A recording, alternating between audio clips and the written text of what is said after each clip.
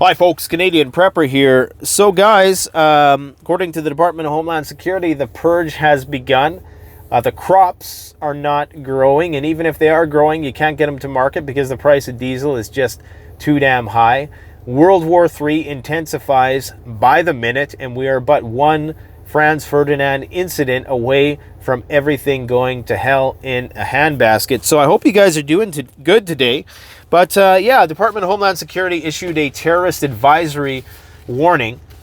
This, of course, is only the 6th since January of 2021, so nothing necessarily out of the ordinary, but as a response to potential for copycat killings after the Uvalde incident, and of course civil unrest and civil disorder, all the usual stuff that accompanies times of austerity and, of course, election seasons. And of course, now there's the threat of troll farms and the whole hacking thing and, you know, countries engaging in cyber warfare.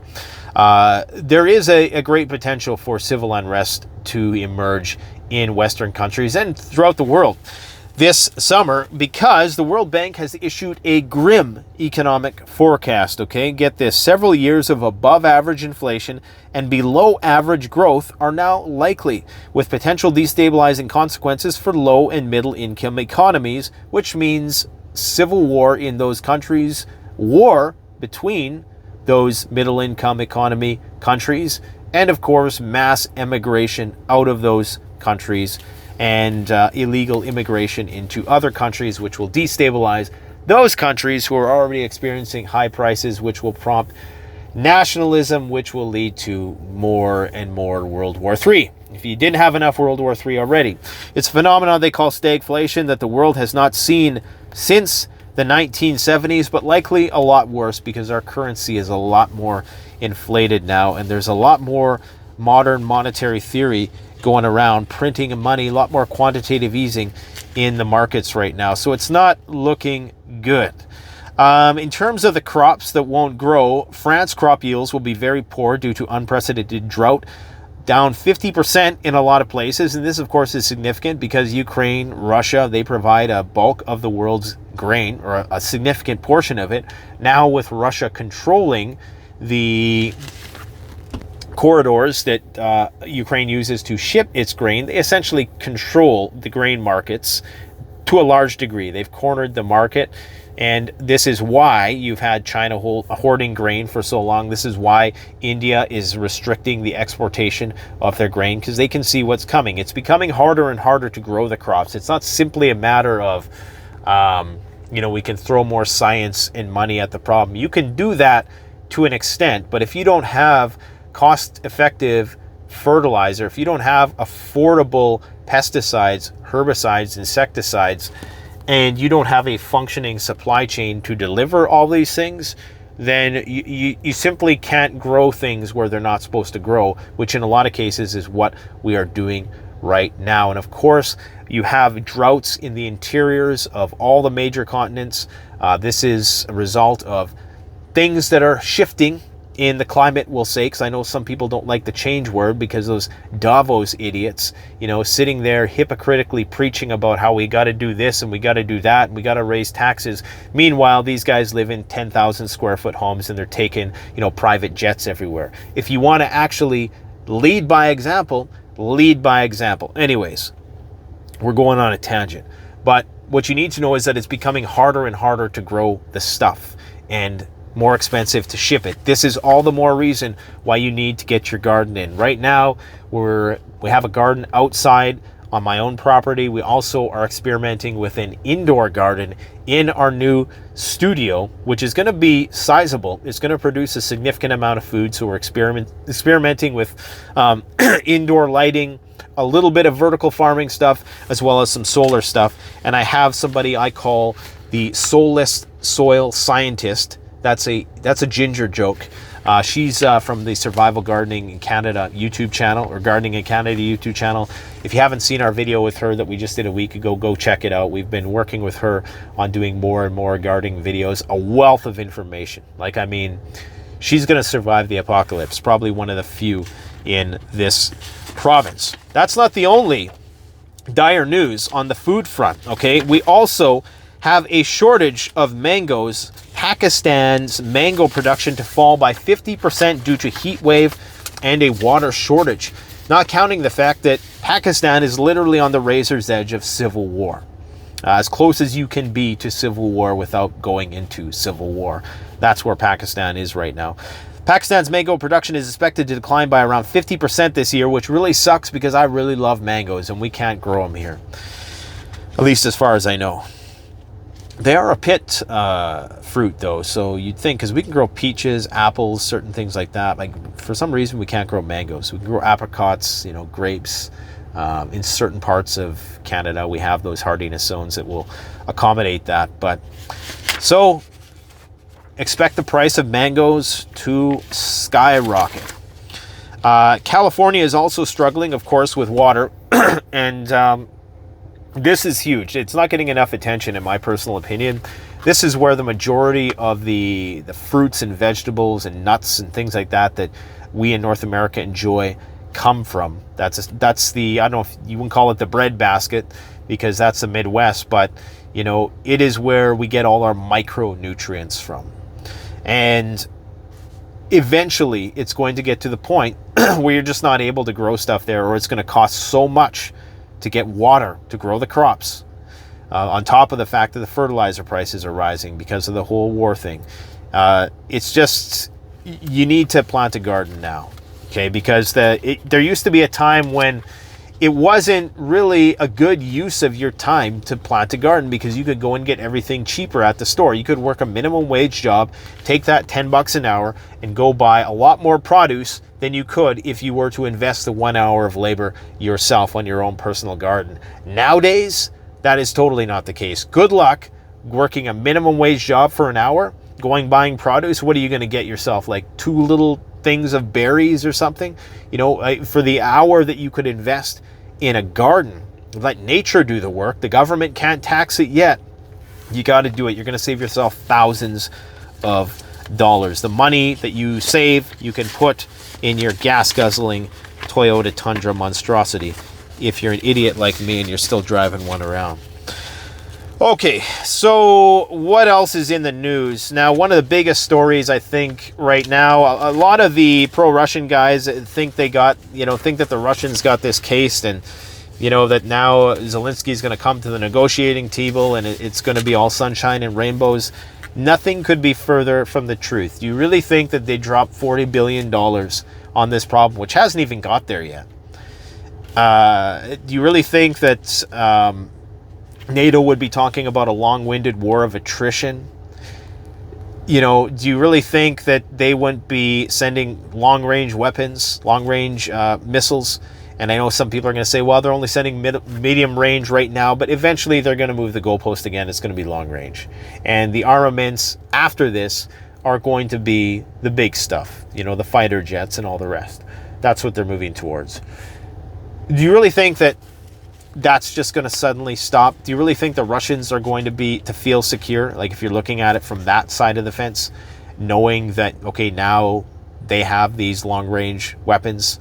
The only potential solution is maybe, now that they've gotten all the money they need, all the military-industrial complex has been fed, maybe they'll pull it back, but I cannot see it happening.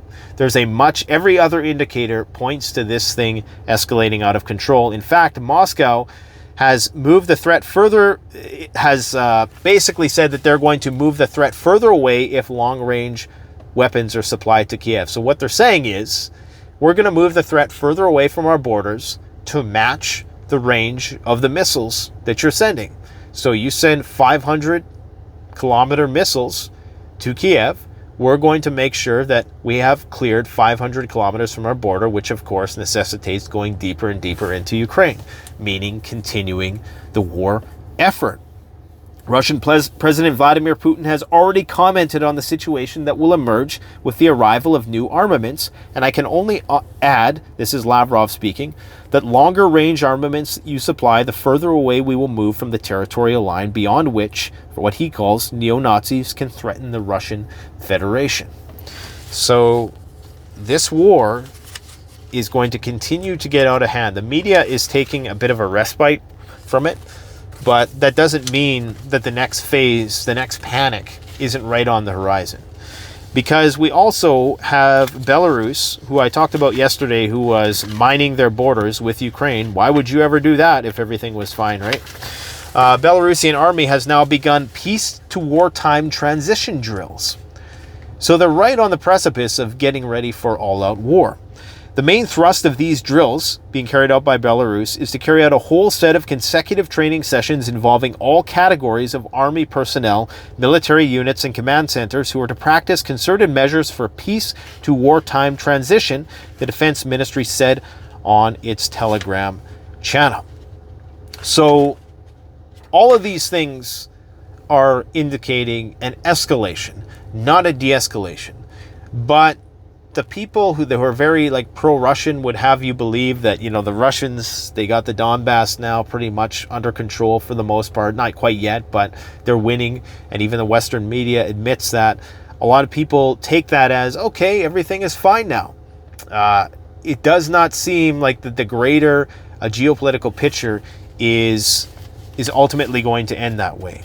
Because, you have this sanctioning between Russia and the U.S., you have this potential for embassies to be closed between Russia and the United States. So it's not looking good. Also, NATO has commented on nuclear guarantees for Russia, okay? So the US-led NATO alliance is not inclined to give Russia any security guarantees on the deployment of nuclear weapons on its territories or of its two prospective members. So they're already hinting at potentially moving nukes into position, okay, in Finland and Sweden, potentially. Every NATO member country decides this issue sovereignly, and now there is no question. But I do not think that in the current situation it is necessary to give Russia any guarantees regarding our military posture in the region.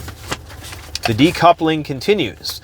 The US has even warned of using a forceful response if North Korea tests a nuclear weapon. They actually use that terminology. Wendy Sherman, the U.S. Deputy Secretary of State, has said there would be a forceful response from the United States, South Korea, and the world if North Korea were to conduct a nuclear test. Are they talking about sanctions? Are they talking about military exercises? They're saying that the conduct of a nuclear test would contravene UN Security Council resolutions and would be a cause for serious concern. I can't see them doing a whole heck of a lot to North Korea because they know they're probably just crazy enough, or at least the leader is, not particularly the people there who are unfortunately subjugated by a very brutal dictatorship. They know that they're crazy enough to potentially to use it. When you got nothing left to use, you're probably going to use it. And there's a lot of countries, Iran in particular right now, who is apparently threatening to wipe Israel off the map once again. What else is new, you might ask?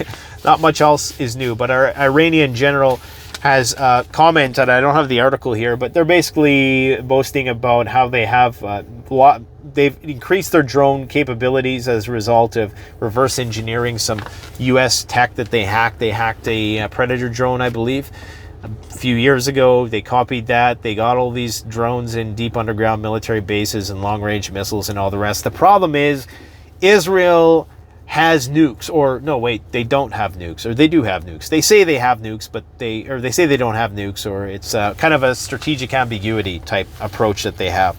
They may have nukes. They likely have nukes, and they'll probably use them, which is why Iran has all its stuff in these deep underground military bases. So the stage is set all over the world for World War III.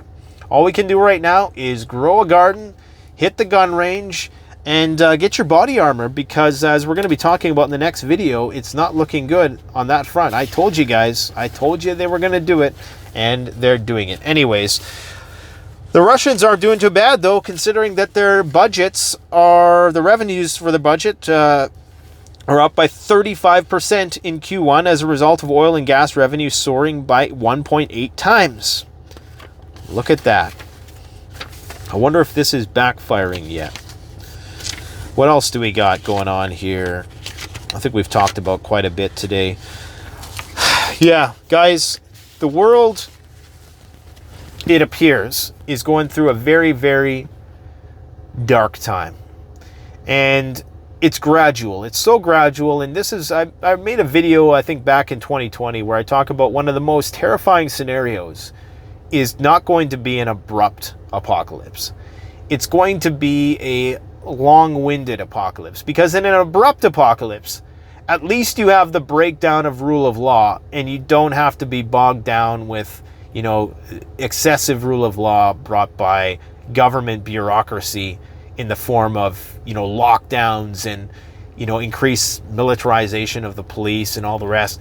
At least in the apocalypse, you know, it's every man for himself.